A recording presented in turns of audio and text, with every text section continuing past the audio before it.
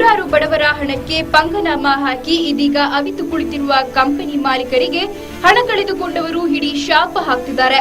ಕಟ್ಟಿದ ಹಣವನ್ನ ಹಿಂತಿರುಗಿಸುವಂತೆ ಏಜೆಂಟರು ಪಟ್ಟು ಬಿಡದೆ ಪಂಗನಾಮ ಹಾಕಿದ ಕಚೇರಿ ಮುಂಭಾಗದಲ್ಲಿ ಕುಳಿತು ಗೋಳಾಡ್ತಿದ್ದಾರೆ. ನಿಮಗನಿಸಬಹುದು ಯಾವುದು ಈ ಕಂಪನಿ ಎಂದು. ಕೆಲ ದಿನಗಳ ಹಿಂದೆ ಕುಶಾಲನಗರದ ಭಾರಿ ಸದ್ದು ಮಾಡಿದ ಗ್ರೀನ್ ಬರ್ಡ್ಸ್ ಕಂಪನಿ ಜಿಲ್ಲೆಯ ವಿವಿಧೆಡೆ ಇರುವ ಈ ಕಂಪನಿಯಲ್ಲಿ ಏಜೆಂಟ್ ಅನ್ನ ನಂಬಿ ಹಣ ಸುರಿದಿರುವವರು ಒಬ್ಬರು ಇಬ್ಬರಲ್ಲ. ನೂರಾರು ಜನ ಕುಶಾಲನಗರದಲ್ಲಿ ಕಂಪನಿ ಮುಳುಗಡೆಯಾಗಿದೆ ಎಂಬ ಸುದ್ದಿ ತಿಳಿದು ಮಡಿಕೇರಿಯಲ್ಲಿಯ ಗ್ರೀನ್ ಬರ್ಡ್ಸ್ನ ಕಚೇರಿಗೆ ಏಜೆಂಟರುಗಳು ಸೇರಿದಂತೆ ಹಣವನ್ನ ಹಿಂತಿರುಗಿಸುವಂತೆ ಜನ ಜಮಾಯಿಸಿದ್ರು.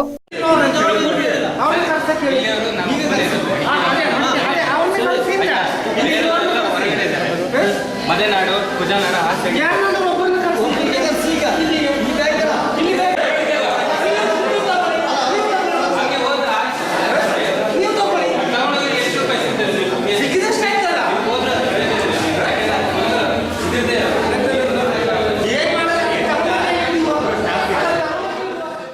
ಅಲ್ಲಿಗೆ ತೆರಳಿದಾಗ ತಿಳಿದು ಬಂದ ವಿಷಯವೇನೆಂದ್ರೆ ಕಂಪನಿಯ ಹೆಸರು ಗೊತ್ತಿಲ್ಲದೆ ಏಜೆಂಟರ ನಂಬಿಕೆಯ ಮೇಲೆ ಇರಿಸಿ ಹಣ ಕಟ್ಟಿದ್ದೇವೆ.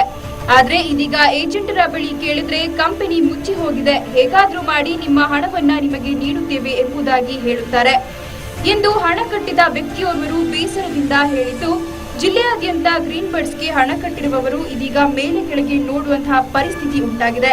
ಕೊಡಗು ಜಿಲ್ಲೆಯಾದ್ಯಂತ ಬಂದು ನಂಬಿಸಿ ಎಲ್ಲ ಮಾಡಿ ಏಜೆಂಟ್ ಅನ್ನ ಮಾಡಿದೆ. ಸೀನಿಯರ್ ಎಲ್ಲ ಮೈಸೂರಿನಲ್ಲಿದ್ದಾರೆ. ಎಲ್ಲರಿಗೂ ಕೂಡ ನಂಬಿಸಿ ಮೋಸ ಮಾಡಿ ಏಜೆಂಟ್ನ ಮಾಡಿದೆ. ಆ ಏಜ್ನಲ್ಲಿ ಹೆಚ್ಚಿನವರು 95 ಭಾಗ ಅಥವಾ 99 ಭಾಗ ಹೆಣ್ಣುಮಕ್ಕಳು ಅನ್ಎಂಪ್ಲಾಯ್ಸ್ ಎಲ್ಲ. ಅವರು ಪಾಪ ಏಜೆಂಟಾಗಿ ಅವರವರ ವ್ಯಾಪ್ತಿಯಲ್ಲಿ ಅವ್ರ ಮೇಲೆ ನಂಬಿಕೆ ಇರೋರ ಹತ್ರ ಹಣವನ್ನು ತೊಡಿಸಿ ಸಂಸ್ಥೆಗೆ ಹಣವನ್ನು ಕಟ್ಟಿದೆ. ಜೊತೆಗೆ ಇತ್ತೀಚೆಗೆ ಅಂದರೆ ಮೆಚುರಿಟಿ ಎಲ್ಲ ಆಗಿದ್ದನ್ನ ಸ್ವಲ್ಪ ಹಣನ ಕೊಡ್ತಾ ಬಂದು ನಂಬಿಸಿದೆ. ಈಗ ಪೂರ್ಣ ಪ್ರಮಾಣವಾಗಿ ಯಾರಿಗೆ 5 ವರ್ಷ ತುಂಬಿದವರಿಗೆ ಕೊಡಬೇಕಾಗಿದೆ, ಆ ಹಣವನ್ನು ಕೊಡದೆ ಕಂಪನಿ ವಂಚನೆಯನ್ನು ಮಾಡ್ತಾಯಿದೆ. ಮೈಸೂರಿನಲ್ಲಿದ್ದಂಥ ಒಂದು ಬ್ರಾಂಚ್ ಆಫೀಸ್ ಮತ್ತು ಜಿಲ್ಲಾ ಕೇಂದ್ರ ಎರಡು ಕೂಡ ಈಗಾಗಲೇ ಮುಚ್ಚಿದೆ.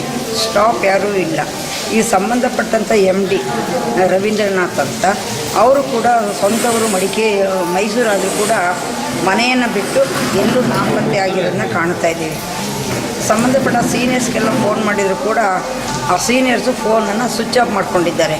ಇಲ್ಲಿ ಕೋಟ್ಯಾಂತರ ಹಣ, ಕೊಡಗು ಜಿಲ್ಲೆಯಲ್ಲಿ ಕೋಟ್ಯಾಂತರ ಹಣವನ್ನು ಸೇವ್ ಮಾಡಿದ್ದಾರೆ. ಆದ್ದರಿಂದ ನಾವು ಸಪೋರ್ಟ್ ಮಾಡ್ತಾ ಮಹಿಳೆಯರಿಗೆ ಏನು ಮಹಿಳೆಯರು ಇವತ್ತು ಬೀದಿಗೆ ಇಳಿದಿದ್ದಾರೆ. ಈಗಾಗಲೇ 2-3 ಜಾಗದಲ್ಲಿ ಸ್ಟ್ರೈಕನ್ನು ಮಾಡಿ ಕೇಸನ್ನು ಕೊಟ್ಟಿದ್ದಾರೆ. ಈಗ ಪುನಃ ಇವರೆಲ್ಲ ಒಳಗೊಂಡಂಗೆ ನಾವು SP ಅವರಿಗೆ ಕೂಡ ಆ ರವೀಂದ್ರನಾಥ್ ಮತ್ತು ನಮ್ಮ ಜನರಲ್ ಮ್ಯಾನೇಜರ್ ಗಾಯತ್ರಿ ಅಂತ ಅವರಿಬ್ಬರ ಮೇಲೆ ಕೇಸನ್ನು ಕೊಡಲಿಕ್ಕೆ SP-ಯನ್ನು ಕಾಣಲಿಕ್ಕೆ ಹೋಗ್ತಾ ಇದ್ದೀವಿ. ಈ ಹಿನ್ನೆಲೆ ಜಿಲ್ಲಾ ವರಿಷ್ಠಾಧಿಕಾರಿಗಳಿಗೆ ಮನವಿಯನ್ನ ಸಲ್ಲಿಸುತ್ತೇವೆ. ಸೂಕ್ತ ನ್ಯಾಯ ಒದಗಿಸುವಂತೆ ಕೋರುತ್ತೇವೆ. ಇಲ್ಲವಾದಲ್ಲಿ ಉಗ್ರ ರೀತಿಯ ಪ್ರತಿಭಟನೆಗೆ ಮುಂದಾಗುತ್ತೇವೆ ಎಂದು ಏಜೆಂಟರಲ್ಲಿ ಓರ್ವರು ಮಾಧ್ಯಮದೊಂದಿಗೆ ಅಳಲನ್ನ ತೋಡಿಕೊಂಡ್ರು. ನಾವು ಸೇರೋದು 5 ವರ್ಷ 4.5 ವರ್ಷ ಆಯ್ತು ಕಟ್ಟೋದು. ಈ 4 ತಿಂಗಳೇ ಕಟ್ಟಬೇಕಾಗಿದ್ದು. ಈಗ ಹೇಳ್ತಾರೆ ಈ ಕಂಪ್ನಿ ಮುಚ್ಚೋಯ್ತು ಅಂತ. ನಾವು ಈ ಕಂಪ್ನಿ ಹುಡುಕಿ ನಮಗೆ ಯಾರನ್ನೂ ಗೊತ್ತಿಲ್ಲ ಇದರ ಕಂಪ್ನಿ ಬಗ್ಗೆ. ಏಜೆಂಟನ್ನು ಕೇಳೋವಾಗ ಇದರ ಏಜೆಂಟ್ ಹೇಳ್ತಾರೆ ಮುಚ್ಚೋಯ್ತು ಅಂತ. ಈಗ ಯಾರನ್ನು ವಿಚಾರಿಸೋದಪ್ಪ ನಮಗೆ ಗೊತ್ತಿಲ್ಲ. ಸರಿ, ಎಷ್ಟು ಅಮೌಂಟ್ ಕಟ್ಟಿದ್ವಿ? 4 ವರ್ಷ 6 ತಿಂಗಳಾಯಿತು ನಾವು ದುಡ್ಡು ಕಟ್ತಾ ಇದ್ದೀವಿ. 16,000 ರೂಪಾಯಿ ಆಯಿತು ಕಟ್ಟೋದು.